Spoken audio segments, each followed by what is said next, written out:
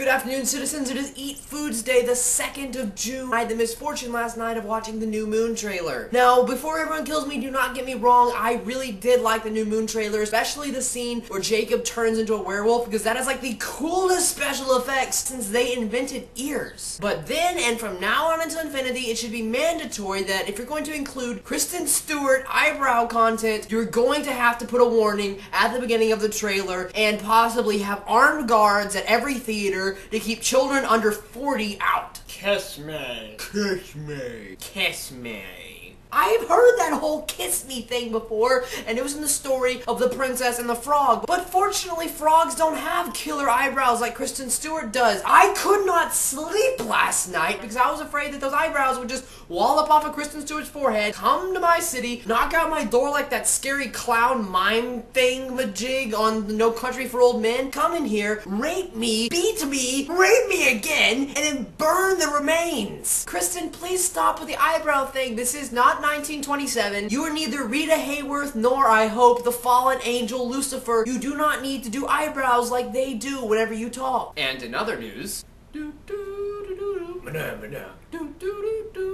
so as you guys can see, I'm inside of my new apartment right now, although we can probably just see the green screen behind me, because that was the first thing I hung up in here. Before I even put up my garlic and crucifix to keep the monsters away, I put up the green screen. Far more important than your silly things like staying alive. But the weirdest thing is that, once again, I don't have a roommate. It's like every time I come to a place, the day before I move in, the roommate just mysteriously disappears. Now that I've apparently scared away 2 roommates before I've even showed up, I keep on getting this picture of him like the scarecrow from Oz. I just see him like running through the parking lot. Oh God! A roommate! Run! And unless you are a scarecrow at a matchmaker's convention, there's really no reason to be running that scared. The person who needs to be running in this situation is me, because I am currently a fugitive from the law! The law! Oh, Jaden, what have you done now? I received a kindly and blood-stained envelope coming in from my credit card company today telling me that I was exactly $11 overdrawn. In other words, if I don't pay within the next week, they will start busting caps. Also included inside of the envelope was the kindly gift of a severed human hand, but I checked. It's not mine. Taking you guys over to a country where brains just grow on trees. A woman in Chile was arrested trying to fly to Spain. Her suitcases were made of cocaine. And while we were on the subject of travel bags made out of dust materials, I myself happen to have a couple made of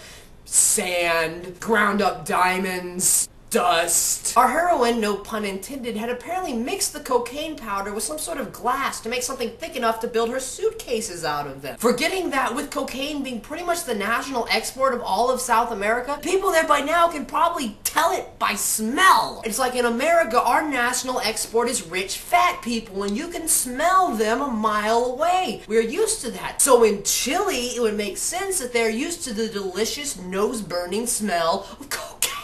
Just the other day, Valve Software announced that Left 4 Dead 2 will be hitting store shelves in November. For those of you guys who have played Left 4 Dead 1, you will remember that this game was the one where just when you thought you were safe, you got hit on the head by a thrown bus. I personally am not a big fan of shooter games, but I actually met one of my friends while I was playing a shooter game in class. I failed that class, didn't I? In a display of astonishing brilliance, Valve has said that pretty much the only new thing we'll see in Left 4 Dead 2 is the inclusion of a frying pan. Because when you aren't skewering zombies with an axe, nothing beats a good spleen omelet. Yuck. For the comment box, do you guys play computer or video games, and which ones are your favorite? And I should warn you that if you say World of Warcraft, I will personally take my door key and stick it up your nose, because I have no other use for the door key, because my door doesn't even lock. Do you hear that? I feel real safe. Oh, don't worry, there's no security guard either. One final thing before I go back to panhandling on the streets, I am currently getting together a website where I can host these videos as well as my own personal blog. Now, the site is not completely done yet, but I'm going to put this video on the site, and later when the site is ready for you guys to look at, I will announce it on my Twitter. So please go to the joint sidebars, wherever they are, and subscribe to my Twitter, because then you'll be the first to see this new site, which will be better than Jesus on a nacho. Thank you guys for watching. I will see you in a couple of days, and hopefully we will have a blog TV this week if I can get over whatever airborne poison the last guy left in this room that is making me break out in hives.